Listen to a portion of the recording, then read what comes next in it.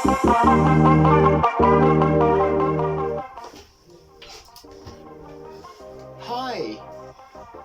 I was thinking about what grammar structures I need to talk about the future.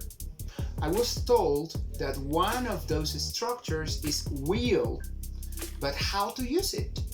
Do you know? If you don't, come with me. I will teach you how to do so. Before we learn the grammar, it's important to learn the concept. So here we have the first question. What do we use will for? Well, first of all, we can use this grammar structure to talk about predictions.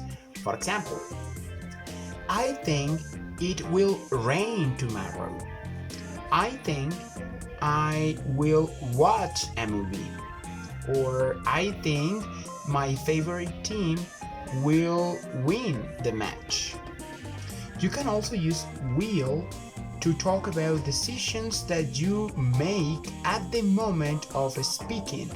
It is also called instantaneous decisions. For example, let's suppose that your friend is carrying a very heavy bag. So you can say, I will help you. So it was a decision that was made at the moment of speaking. Additionally, you can also use will to come up with future plans when you are not completely sure. This is important to remember. This is very similar to the previous one, so you are not completely sure you are going to do that. For example, what are you going to do next weekend? Honestly, I don't have any plans, so I think that I will stay at home. To continue with this topic, it's so important to know how grammar works. For that reason, we are going to answer this question. How does grammar work? So come with me to the next part and I will teach you how to use will in detail. Now, we are going to take a look to all the three structures that we have: affirmative, negative, and interrogative or questions. So, we are going to start with affirmative. The structure or the formula is so easy, as you can notice. We have a subject. The subject can be a personal pronoun, a group of people, a name, or in more simple words, just a subject. Then we have will and a verb. We have four different examples that we are going to take a look at. The first example is my best friend will go to a concert. So maybe it's a rock concert or something very exciting. The next one is a prediction. It will rain later. Do not forget your umbrella. Now, this is not completely sure. Now, this is just a prediction, something that might happen or something that might not. Third, maybe we will hold a party next weekend. Now, maybe is a signal word that this is a prediction. This is not something that is going to happen for sure. And finally, I think I will take some vacations this summer. Now, maybe this person is really tired. For that reason, is thinking about taking some vacations.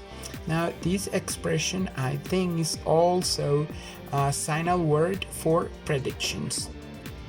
There is something really important that you need to keep in mind. And for that reason, I have made this note for you to remember.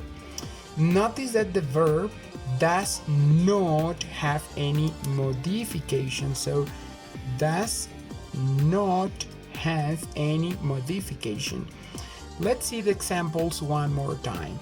My best friend will go, no modifications. It will rain, no modification. We will hold, it is in the base form of the verb. And I will take, one more time, take doesn't have any conjugation. It's important to keep in mind that you can make some contractions in the affirmative form. If you learn how to make these contractions in correct form, then it will be much easier to understand conversations with native speakers, to understand movies, songs, and things like that. So as you can see, here we have all the personal pronouns and the full form with will. Opposite, we have the contraction. So I will becomes I'll, you will becomes you'll, he will, he'll, she will, she'll, it will, it'll, you will, you'll, he will becomes we'll, they will becomes they'll. Here we have an example. Catherine will come, and in the contracted form it will be Catherine.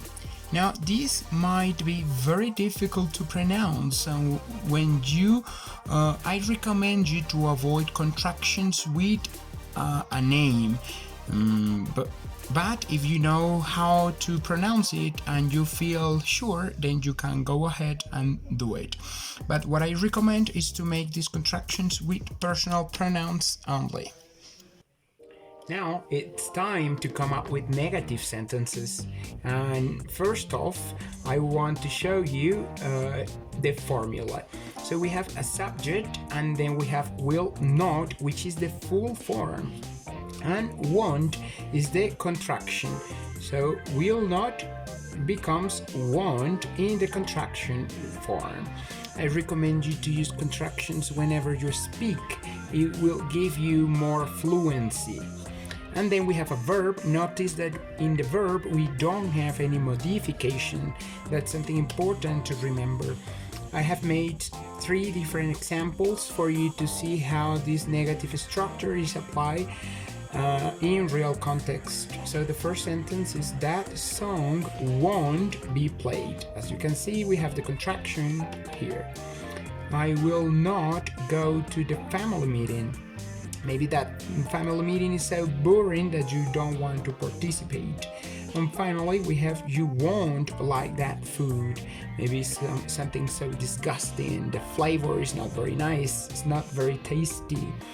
So you won't, contraction one more time. Now it's time to take a look to the interrogative structure. And we are going to concentrate this time especially on yes/no questions. The formula in this case is very easy. So first we are going to start with will, and remember that in English we don't have this question mark. This doesn't exist. For that reason you need to start with capital letter. So will plus subject and a verb. One more time, remember that the verb doesn't have any conjugation or modification. It is going to keep in the base form. Here we have an example. Will it be so crowded? Now, crowded is an adjective that we use to describe a place that is full of people. So maybe it's a concert, a social event, or something like that. Will it be so crowded? And don't forget your question mark. Now, in yes/no questions, we call it that way because there are just 2 possible answers, yes or no. So let's see how to answer. The first possibility is yes. So if yes, you can answer yes, it will. Or in a social context, you can simply say it will. Now in negative answer, when the answer is negative, you can say no it won't, which is the classical form, or you can simply say it won't. Now we have interrogative or information questions. They are also called WH questions. The name is not essential, but it's important that you know that these type of questions can be called in different ways. Some people say information questions and some others prefer to say WH questions. The formula in this case is the WH word first, and by WH word I mean when, what, where, which, who, how, and so on. Those words that you already know. Then we have will, a subject and a verb one more time with no modifications. And don't forget your question mark. I have written 3 different examples for you to see how this structure is used in real context. The first example is where will we meet? So maybe you are planning on going to a party or something like that.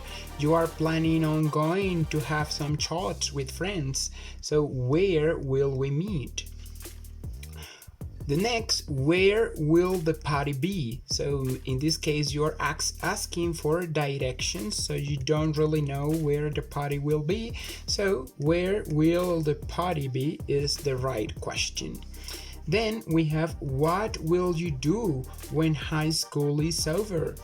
What will you do when high school is over? In this case, some people say we will keep in contact like good friends, but in most cases it won't happen.